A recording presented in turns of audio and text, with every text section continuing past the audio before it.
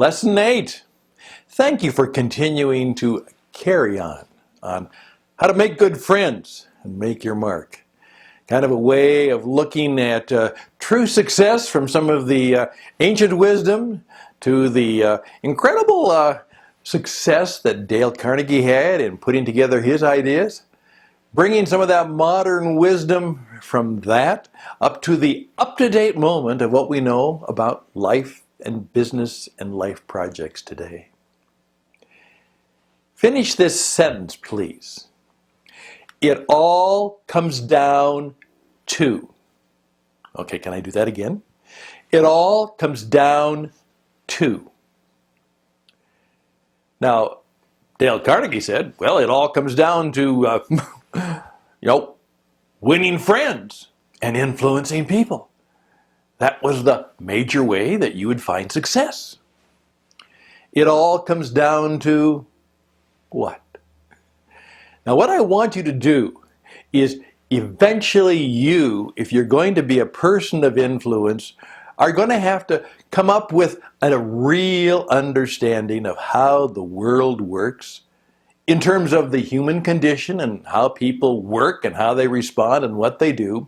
And then what we need to do, what we need to become in order to be successful, not only in acquiring the things we want, but serving people so that they will benefit us as we benefit them.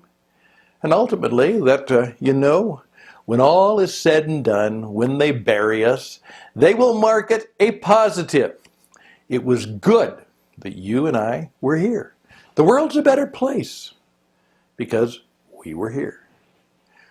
Well, it all comes down to. Now, what I want to ask you to do is to think about that. It all comes down to, one of the terms I use, it all comes down to courage. That's kind of the bottom line. That's how we deal with our fears. That's how we take risks. That's how we move ahead. Could it be that it all comes down to courage? Someone once said this, it all comes down to the courage to face the truth. That we don't kid ourselves, that when the truth comes to us, when it turns out that perhaps the criticism that came to us checks out as perhaps factual, and we say, okay, we may not like the truth of that fact, we may not understand what we need to do about it, but we understand that we have to respond to it, and we have to face the truth and then move forward. It all comes down to faith and hope. It all comes down to loving one another. It all comes down to trusting God. It all comes down to. Now, I would ask you to come up with some of the it all comes down to statements. What would be the 1, 2, 3, 4, 5, it all comes down to beliefs and statements that guide and direct you? Now, can you begin to see what I'm doing is I'm asking you eventually to come up with some ideas as to how life in the world works, and then you become, as Dale Carnegie became, the teacher to the world. All of us are eventually called to be teachers, that we acquire the wisdom, we acquire the insight, we become people of influence so that we can bring good stuff to the world. As Will Durant, one of the great historians, pointed out in his massive essays on the story of civilization, when he said it all comes down to his final book with the lessons of history, he said, this is true. Civilization is very fragile. The very nature of civilized society is so fragile, and as we look around the world today, we're beginning to see that. The barbarians, there's a lot of them around. There are a lot of bad people who are trying to blow up things. And if they succeeded, things would be very, very bad.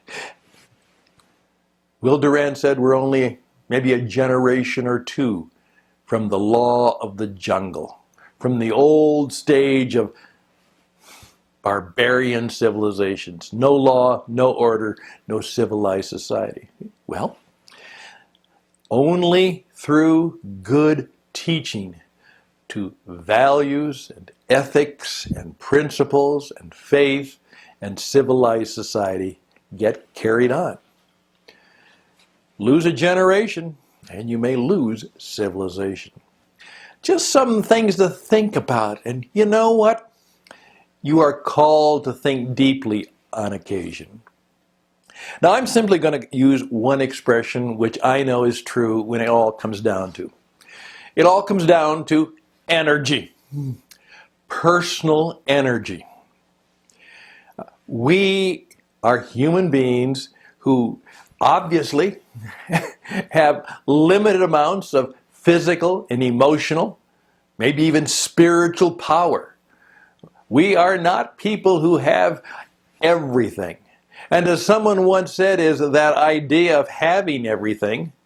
One woman who was a very, very successful entrepreneur and became a CEO of a major company, she said, you know, where those people talk about, well, you can have it all? She said, that's a lie. You can't have it all. We can't have it all.